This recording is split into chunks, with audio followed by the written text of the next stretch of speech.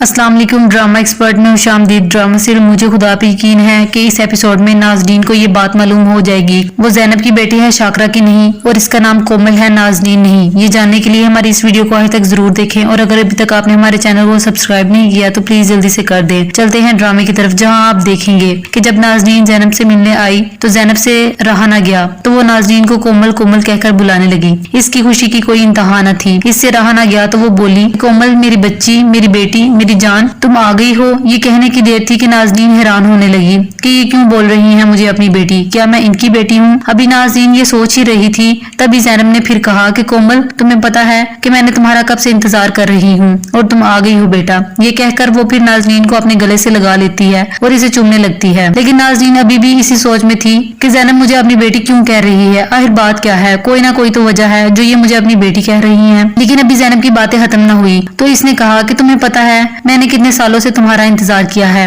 और तुम आ गई हो कोमल मेरे पास। और नाज़नीन की हैरानगी अभी भी वहीं की वहीं थी। मजीद आप देखेंगे कि इस तरफ जहाँ रिदा अपनी बेटी रामीन को समझाती है कि बेटा आपकी मामा चाहती हैं कि दादो ये घर बेचकर जैन चाचू के पास चली जाएं और हम तीनों एक अलग फ्लाइट में रहेंगे।